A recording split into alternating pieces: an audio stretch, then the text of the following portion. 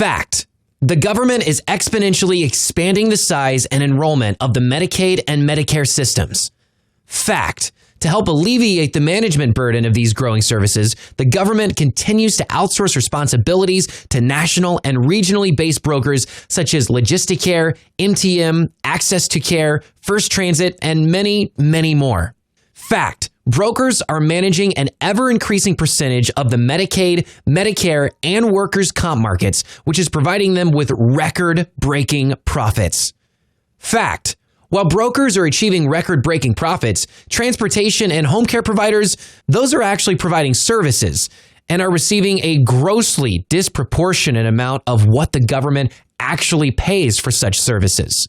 In some instances, less than 25% of government allocated funds actually reach providers, meaning brokers, the middleman managers, keep in excess of 75% of government reimbursements.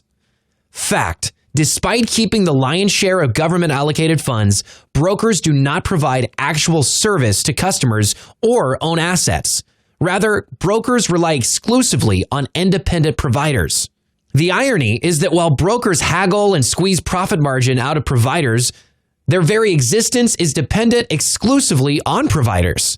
Without hardworking providers, brokers are out of business. So how exactly do brokers actually achieve record-breaking profits and maintain such a disproportionate amount of government reimbursement when they actually provide no service? How do brokers remain so empowered and emboldened, even manipulating providers, while at the same time relying exclusively on providers? The answer is actually very calculated, yet simple. According to a former executive of a national broker, brokers rely on the fragmentation and lack of communication between providers. This former executive further reveals how brokers manipulate the competitive nature of independent providers, knowing that providers will not share information with other providers because they can be competitors. Essentially, as this former executive illustrates, brokers rely and use the age-old principle of manipulation, which is to keep people separate, ignorant, and unequal. And this is exactly what brokers do with providers. Evidence of the successful implementation of this separate and unequal strategy is how brokers pay different rates of reimbursement to providers offering similar services in the same region. Did you know that some providers are literally making half the amount in reimbursement as compared to other providers offering the same service in the same service area? For example, in Florida, where several national brokers such as Logisticare and MTM are thriving, making more money with the expansion of Obamacare, one provider is currently making almost $40 per one-way wheelchair, plus $250 per mile for a minimum of 7 miles. In the same county, another provider contracted with the same broker is receiving only $22.50 plus $155 per mile for transports of equal distance. That's a difference of 55%. This broker also pays deadhead miles of $135 per mile after 20 miles to some providers, but not to others. How is this possible? Because providers don't know what brokers are paying other providers, and therefore don't know how and what prices to negotiate. Again, to the detriment of the providers, this is a classic example of brokers successfully using the strategy of keeping providers separate, ignorant, and unequal. The motivation for this sneaky little broker strategy is simple. Offering the least amount of reimbursement as possible boosts broker profit margins. Brokers keep more money while providers make less. After all, brokers are in the business of making money, and ironically enough, the business of brokering is a very profitable industry. If you are in the transportation or home care industry and you offer services to Medicaid, Medicare, or workers' comp, chances are very good you have or will one day serve as a subcontractor to a broker. As a provider, it is your responsibility to be as profitable as possible and to negotiate the best possible rates of reimbursement. Brokers are definitely not going to volunteer an increase in rates nor help you negotiate. They are not going to disclose what they are paying various other providers in your region. If you already have experience, you know brokers always insist they don't negotiate. But evidence and history proves brokers negotiate all the time, especially when they need you. Some important questions include, where do you start your negotiations when applying or renewing a broker contract? Consider how much would knowing what brokers are paying other providers in your specific area help your negotiations. Again, brokers are not going to offer any financial favors. By not knowing your regionally based rates, brokers are able to lowball unsuspecting providers all the time. As a result, providers are essentially negotiating in the dark. In Georgia, where a handful of national brokers manage the Medicaid system, one broker was successful in reimbursing some naive providers only $6 for ambulatory pickups plus $125 per mile, while paying other providers in the same region more than $17 plus $250 per mile for the same transport. It would be easy to blame brokers for being such unscrupulous tactics, but you can't. Like providers, brokers are in business to make money.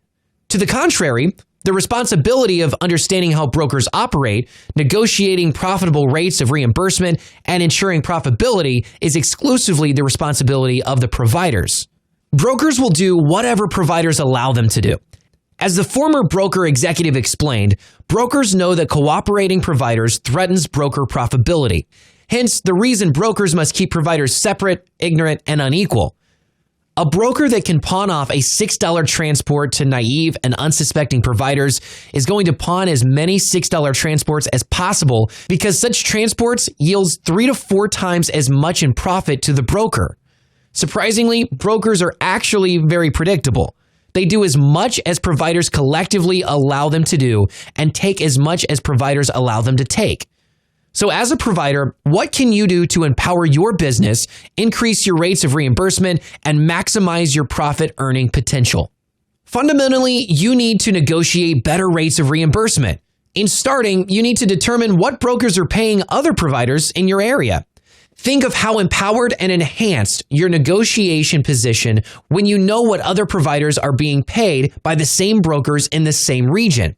Do you really think brokers want you to know what they're paying other providers? Do you really think brokers want you to see the disparaging rates of reimbursements between providers? Of course not. By learning what other providers are receiving in reimbursement further exposes the manipulative practices of brokers while underscoring the disproportionate amount of government funds they keep versus passing on to providers.